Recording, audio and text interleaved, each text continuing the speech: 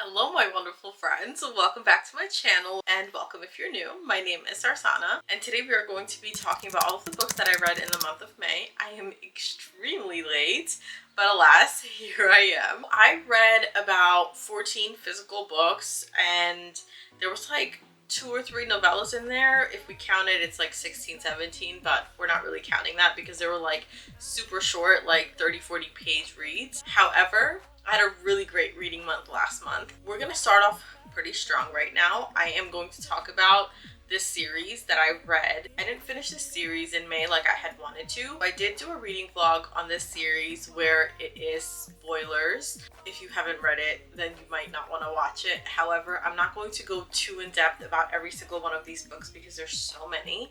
But we're going to kind of like rate the whole thing overall, and I'll tell you guys what I rated each book in this series. So let's go ahead and get started. I've read books 1 through 8 in the Zodiac Academy series. Oh my gosh, this pile is so heavy. Oh my goodness. I read all 8 books, plus the novellas. I did not read Foxy Tales, and I didn't read As Told by the Boys, but I consider this completed. I gave The Awakening 5 stars. Ruthless Fate was also 5 stars. The Reckoning was also 5 stars. These were rereads. I read them earlier last year, but I had stopped after The Reckoning because I wanted to have the sisters finish out the series so that I could restart it, and I did, and it was so good. Shadow Princess got 4.5 stars because it was dragged on a bit. At this point in time, I felt like things were just getting worse and worse. I was very frustrated, but I had a really good time. Cursed Fates, I also gave 5 stars too. After Cursed Fates, I read Night. This is also a novella, and this is about Leon from Ruthless Boys series, which is like the series prior to Zodiac Academy, and it was so good to be back. I gave this series 5 stars because I love those characters so much, and it was so much fun being back with them. And then I read The Big ASS Party. This is a novella. It's book 5.5. This is about Geraldine and Max, and honestly, this is just a spicy old time. That's literally all it is. I fell even more in love with Geraldine in this book than I did the other ones, and it was just such a fun time. I think I cackled through the entire book. And then I read Seth on the Moon. It's book 5.6. It is a novella, and I have it on my Kindle. I don't know where we can find it anymore, but I was able to get it from like one of their newsletters, and I'm so glad I did because it was hilarious. It was literally about Seth going on the moon and being Seth. I gave this 3 stars because it was just a fun old time, but nothing serious. Then I gave Fated Throne 4.5 stars. Heartless Sky was 5 stars. And Sorrow and Starlight was 3 stars. Zodiac Academy is basically about these 2 twin sisters. They were in foster home after foster home. They never got adopted, and they had a really rough life.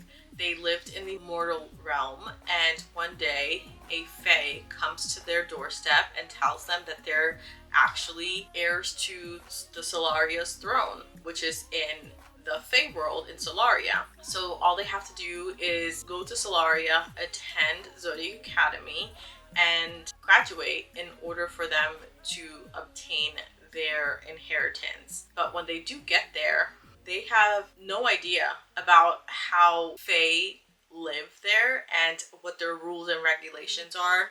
They are bullied, they are ridiculed, and they go through such a hard time learning how to deal with their magical powers. And in addition to that, they have to go against these 4 heirs. So after Tori and Darcy's parents passed away and they were shipped off to the mortal realm, there was other counselors who had kids who are basically supposed to take over Solaria so they can govern it together. There's a huge political play here, but they're like really ruthless. A lot of stuff that happens that is very, very traumatic as far as bullying goes, and it was really bad for them for a very long time, but they grow into their powers and they become strong, powerful fae, and it shows like feminine rage, and there's a lot of self-growth for Tori and Darcy and the friends they make along the way.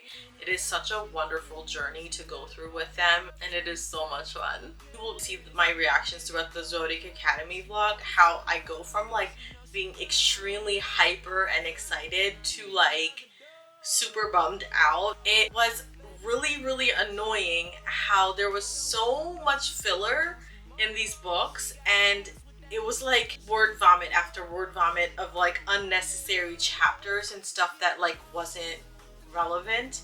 It was just like page filler. It was literally unnecessary stuff that was inserted into this.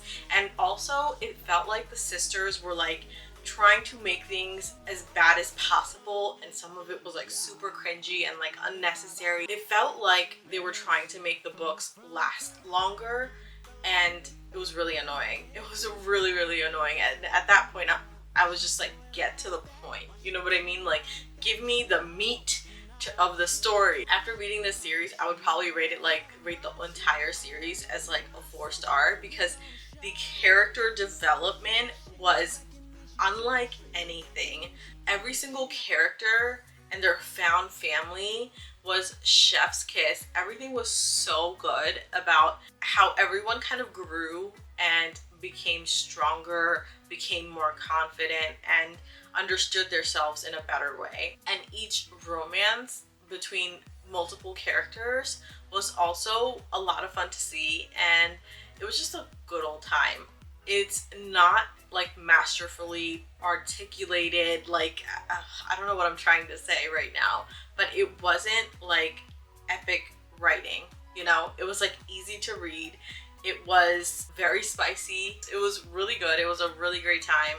And if you have not read this series and you're into romantasy, I highly recommend you check it out. There is bully romance in here, and there's some triggering stuff, so definitely check that out before you read it. But I can't really give you the triggers because triggers are like green lights to me, so that's a different story. And then I read Pines by Blake Crouch. This is the first book in the Wayward Pines series. If you watched my previous vlog where my pets pick my reads, I did read this book in that vlog, so you can go ahead and check it out for more reactions and stuff like that. The concept was very interesting. I believe there's also a TV show out called Wayward Pines based off of this book, and I watched a little bit of it. So while I was reading this, I was remembering the storyline and the plot of that series, so I wasn't very surprised by some of the things that was happening here, but it was also very enjoyable. I read Blake Crouch's Dark Matter last month and I fell in love with his writing, and I really want to read more of his books, so I had picked this up. I am going to continue on with the series. This series is about Ethan Burke. He ends up in a town after a car accident. He doesn't have any of his belongings with him, and he is on the hunt to get in touch with his wife, but every place he turns to, there's no way for him to get out of town or get in contact with her. And some of the stuff that happens here is super insane. It is like a psychological thriller. It was a really good read. I gave this 3.75 stars. I also read Dungeon Crawler Carl. This is a part of my Pets Pick My Reads vlog, so if you want to, again, go ahead and check that out. By all means, go ahead and check it out. I had a really good time with this. This is by Matt Dinniman. This is the first book that I read by him. Dungeon Crawler Carl is very interesting. It takes place when the world essentially ends and aliens take over, and any human beings that want to survive, they have to join like this reality TV show kind of game. So it's basically like Hunger Games, but post-apocalyptic, if I'm saying that right. I can't say that word right. Apocalyptic. Anyways, this is about Carl. He is in his apartment with Princess Donut, who is his ex-girlfriend's cat, and he ends up trying to grab her because she like runs out into the tree or something and ends up in the snow, so he has to like leave the house to go get her. And when that happens, all the buildings around him get crushed. Him and Princess Donut have to make it into like this crawl space building thing that like shows up, and they go into it. They get gears and whatnot. Think like video games, you know how like you can get certain things to like boost yourself up to do and learn different skills or get through certain things. So like it's sort of like that, and they have to go through different levels to basically earn their freedom. But while they're doing it, they are in a reality TV show, and sort of like Hunger Games, they have to like sit and talk to a talk show host about what they're experiencing and stuff like that. Princess Donut is one of my favorite characters in this book. It was so much fun. I laughed through a lot of it, but there were certain parts of it where I was just like kind of bored, especially when they were doing their fighting of going to like the different levels. I found it really boring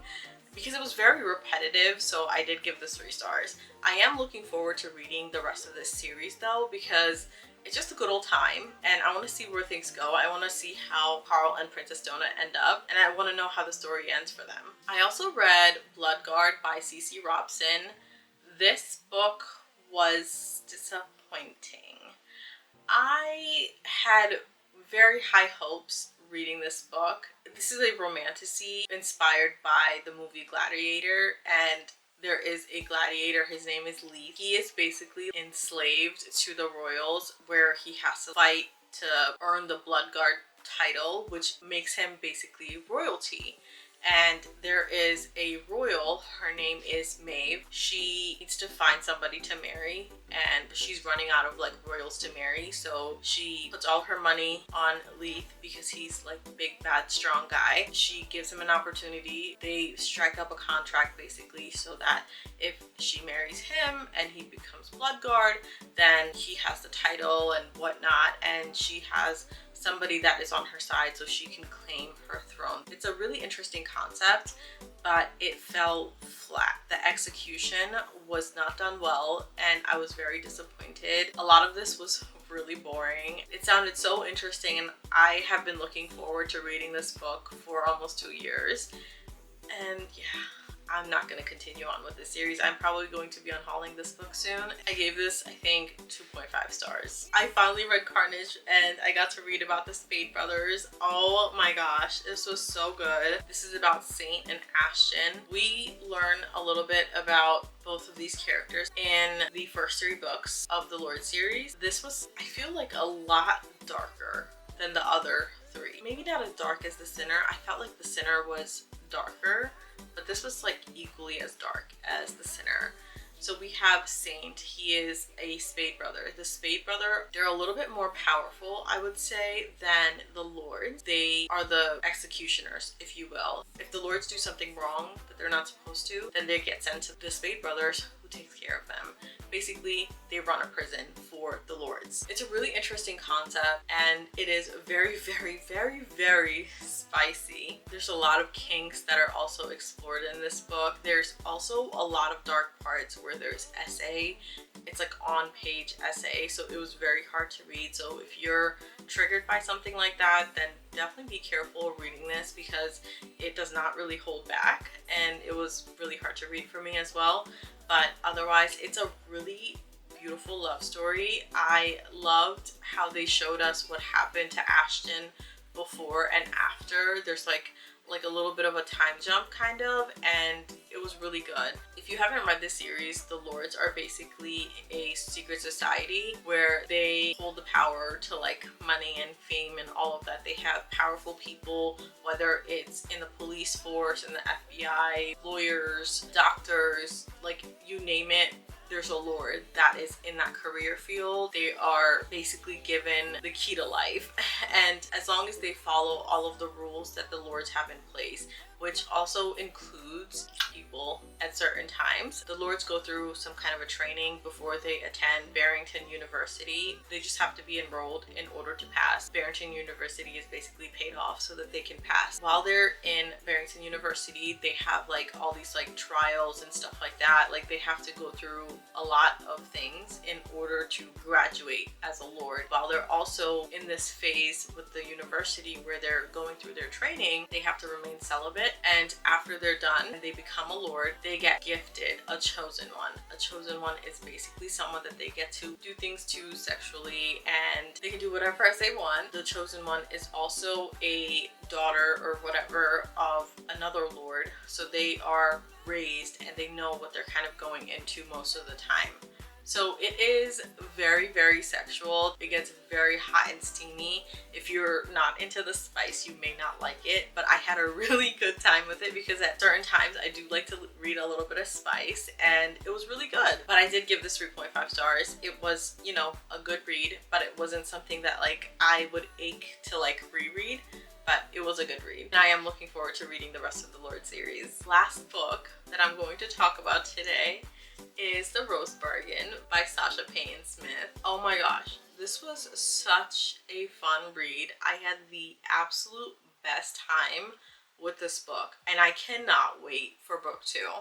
So think of it like Victorian historical romance with a touch of fantasy. This is literally Bridgerton with magic. It was so good. Lady Ivy Benton, she has an older sister that had gone missing, and when she returns one day, everyone thinks that she was out doing unladylike things, and you know, back in the day, we didn't do stuff like that. Only men could. She brought shame to her family, so no one wanted to like marry either sisters. To make things worse, her older sister has no idea where she has been. It makes things very difficult. Ivy and her older sister had been very close, but the fact that her sister came back and she doesn't have answers, it definitely sours things between the two of them. In order to rectify her family's name, Ivy joins this trial that their queen puts up where they have to compete for the prince's hand. There's 2 princes. There's the queen's son, and there's also the queen's stepson. It's a really good read. The way the competition goes, it reminds me a lot of the book Trial of the Sun Queen. If you read that series and you loved it, then you will definitely love this book because it is so similar, but like the plot and everything is totally different, and the twist at the end I did not see coming. It was so good. And while I was reading it, like I was literally transported to the pages. I love reading historical romances, and when it's done well with fantasy, oh my gosh, that's it. Like, that's it. This was such a fun read. I cannot wait for book 2. Like, it could not come out quick enough. I did give this 4 stars. Perfect read. It might also be a fun summer read. All right, my friends, that is our May wrap up. I hope you enjoyed it. Let me know down below in the comments what books you read last month and which one was your favorite, or if you read any of these books, or if any of these are on your TBR. I hope you have a wonderful day or night whenever you are watching this, and I will see you in the next one. Bye.